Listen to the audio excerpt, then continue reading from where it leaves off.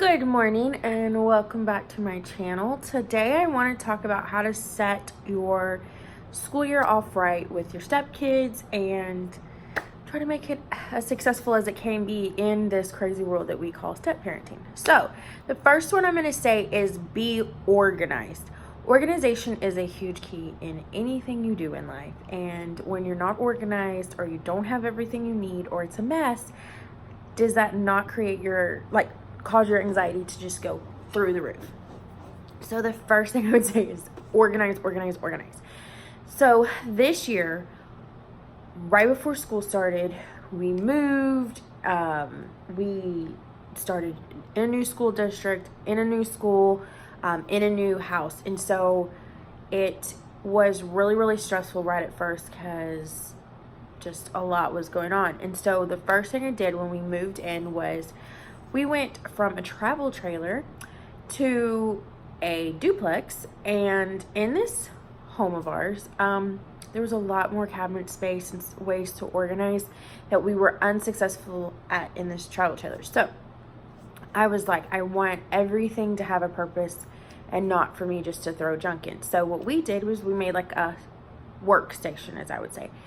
So it has paper, pens, pencils, colors, everything that you could need that we already have in the house there. So your scissors are there and everything can go right back to that area, and it's a spot in the kitchen and it's where everything is, because even me as a grown-up, I'll be needing a piece of paper to write something down for the kids, like, here, I need this all done today by the time I make it home from work or whatever, and I can't find my own stuff, and so it's really frustrating. So definitely organize. This will be the top way to save your morning, save your day, save homework time.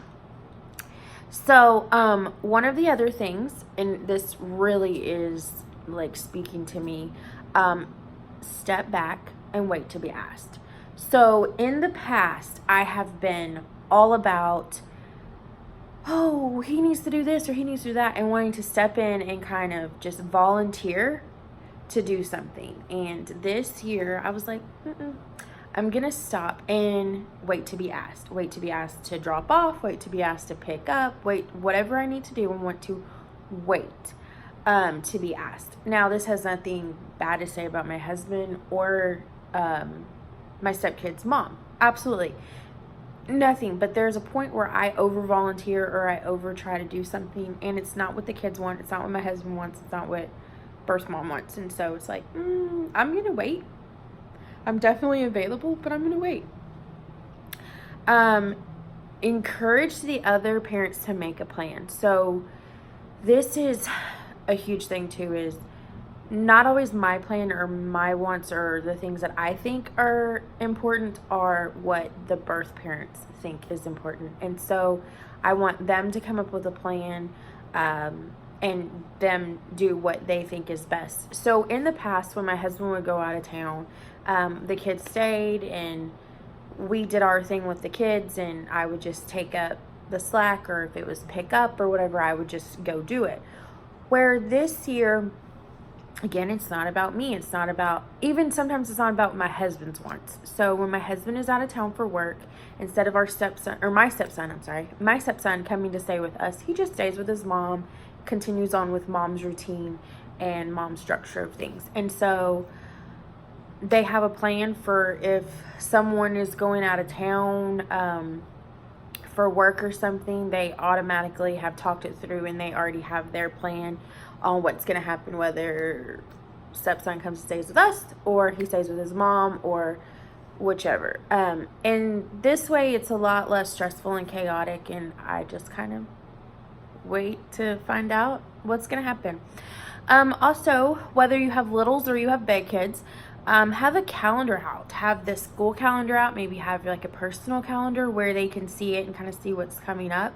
And this is a way to kind of bring up the conversation and talk. So one of the things that it's like, oh, I see you have a field day, or you have a field trip coming up, or maybe you have a school play or something. You can kind of see that, oh, you got 6 more days until you're off on Monday or off on Friday or look how close Christmas is. It's something that can kind of get the kids excited. You're clued in, you know what's going on, but you're not like, so how was school today? Not open. Oh, it's fine. And then your conversation is done. So that can kind of help, and it kind of encourages the kids to see like, oh yes, this is coming up. So another thing I would say is have something that is the same in both houses if you can. Now, sometimes this is extreme and it doesn't work. But for instance, in our house, Michael makes his own lunch.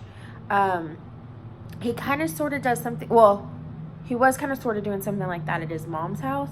And now I think it's pretty close to the same thing. So we kind of know what his favorite snacks and stuff are, some of the things that he will take to school to eat.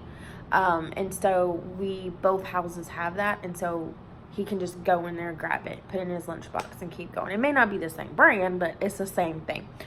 So Michael makes his own lunch at our house. He makes his own, something similar to his own lunch at Mom's house, and same backpack, same everything else stays the same. It's just a matter of where he's at to, I guess, what brand of this favorite snacks. But that's what we try to do. I hope that some of this is helpful and kind of can help you start your school year off. Some of you have already started. Some of you are like away a month in, 2 months in. With that said, you can always start fresh. Like, you can just use a weekend to reorganize and keep going. So excuse me. I hope that y'all find this helpful. So if you have any comments, questions, or concerns, link them down below. If you're not comfortable leaving a comment, you can send me an email. My email is also linked below. Anyway, guys, thanks for watching, and I'll see you next time. Bye.